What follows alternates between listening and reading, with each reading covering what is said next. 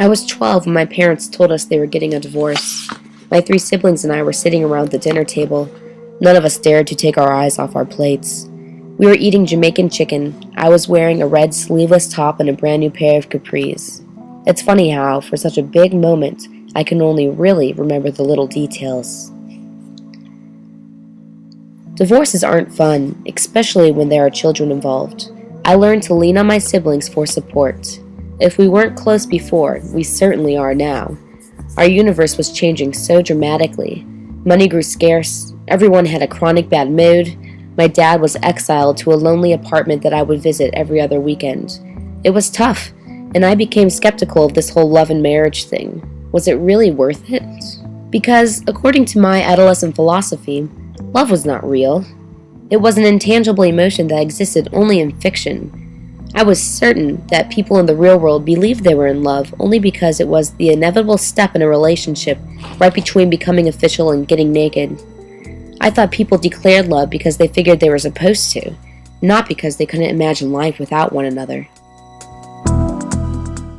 Of course, I had never been in love. I had never experienced the transformation oneself goes through when they meet someone who in some weird science fiction way completes them.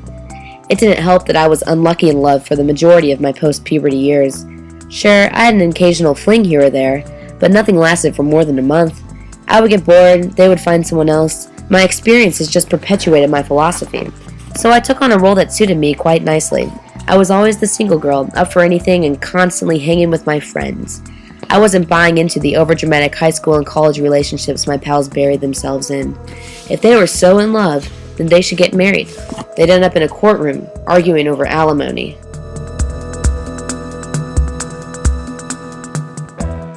Then February happened. Silly February. Silly Jeff. Both of us swear we weren't supposed to happen. But we did. And not just February, but February 14th. Valentine's Day. It was as if the world was getting back at me for years of romantic cynicism. Cupid picked me as his yearly charity case on the day of Amore. We had met 2 months earlier and were casually dating, emphasis on casual. We had fun whenever we hung out, and I guess neither of us were excited about spending V-Day alone, so Jeff asked me on a date. There was red wine, flowers, an eggplant parmesan. Somehow, I ended the night with a new boyfriend. We quickly became inseparable, and my thoughts about love crumbled under the weight of this long-awaited romance.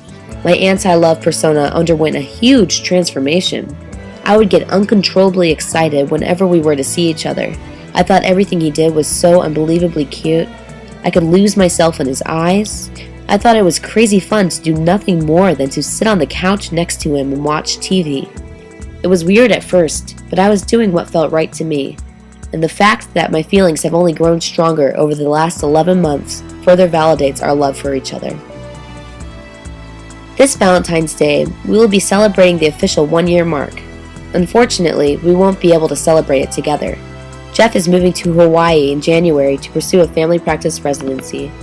Despite the 5-hour time difference, we have decided to stay together. It is going to be tough. It is going to be lonely. It is going to just plain suck.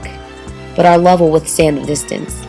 It has taken me 22 years to open up my heart to a man, so what is a mere 6 months of iChat?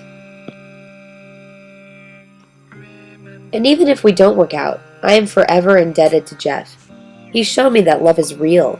It is tangible in the touch of a hand, in the warmth of a body, in the wind of a breath. It exists in a smile, in a laugh, in a wide-eyed adoration. The world is a much more beautiful place through the eyes of love. Life is more meaningful, happiness has much more depth, and I have a newfound hope for my future, because love is real, and love is eternal. This I believe.